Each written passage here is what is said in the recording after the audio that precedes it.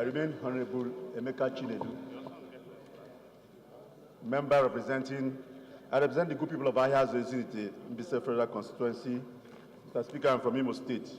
Mr. Speaker, I rise to move a motion on the need to grant automatic employment to first-class graduates. The House knows that at the end of every academic year, Nigerian universities, both government and private owned, produce hundreds of first-class graduates, while a huge percentage find it difficult to secure jobs or establish a place to give back to the society or make commensurate input on nation building. The House also notes that graduating in first class in any institution of learning is an indicator of the grade A brain, as the journey to such feat is not only characterized by the smartness or intellect of the graduating student, but riddled with challenges such as superlative effort, resilience, hard work, determination, irrepressible stress, with a strong will that showcases the inability to accept failure in all circumstances. The House therefore regrets that the growing rate at which employable first-class graduates of universities in the country are going jobless or leaving the country in droves after the National Youth Service Corps, while the lower grades whose relations are connected get options of first refusal, irrespective of the growing national concern to get the nation's best brain abroad leadership and other positions. The House is also aware that the lack of job opportunity for first-class graduates is not just a result of non-preparedness of graduates, since some lucky ones do get the prize for postgraduate scholarship award,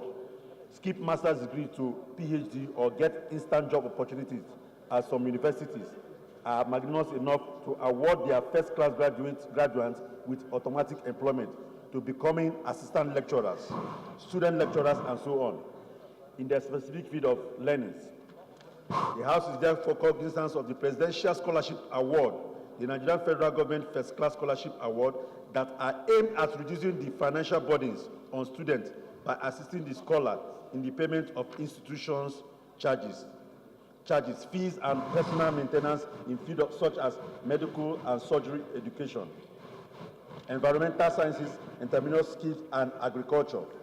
The House is also aware that as recently as a year ago, the University of Lagos offered employment to not fewer than 100 graduates of the university who made first class in various fields of study in the university, while it is undeniable that there are some firms in the country with defined quality and excellent policies that consider applicants with first class honors before other categories of graduates, which is in line with the global and best practices. The House is further concerned that same job opportunities are not obtainable for first-class graduates in the ministries, departments, and agencies and parastatals, who are, by their position as government agencies, saddled with the responsibilities of driving the country's economic and infrastructural development. The House is further concerned that Nigeria's inability to live the status of a developing nation may not be unconnected with the insensitivity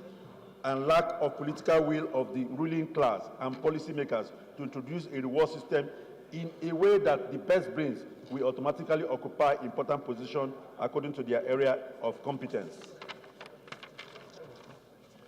Further concerned that according to research, Nigeria has continued to unwittingly give away her best brains and intellectuals to other countries who, by their robust policies on a value system, reward diligence and excellence, as evidenced in the way and manner that Nigerians has continued to export her highly rated professionals, such as medical doctors and nurses, who were unable to get jobs within the country after graduation. Further notes on a recent report by the Higher Education Data Expert (QS) that the single biggest factor that students consider in countries such as United Kingdom, United States, Germany, France, and Australia, China, Canada, when choosing a university is their chance of landing a good job the country offers when they complete their courses. The House further believes that the first-class graduates are mostly needed in all fields of human endeavor, especially in Nigeria, where they can contribute in their areas of competence, such as economic planning, manufacturing, small and medium-scale enterprise, engineering and infrastructure, etc. The House also believes that such automatic offer of a job for first-class graduates will not only be the source of motivation for students in all fields to work harder, but maximizing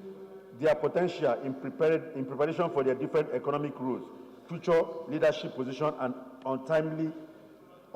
reduce unemployment while helping to achieve development targets.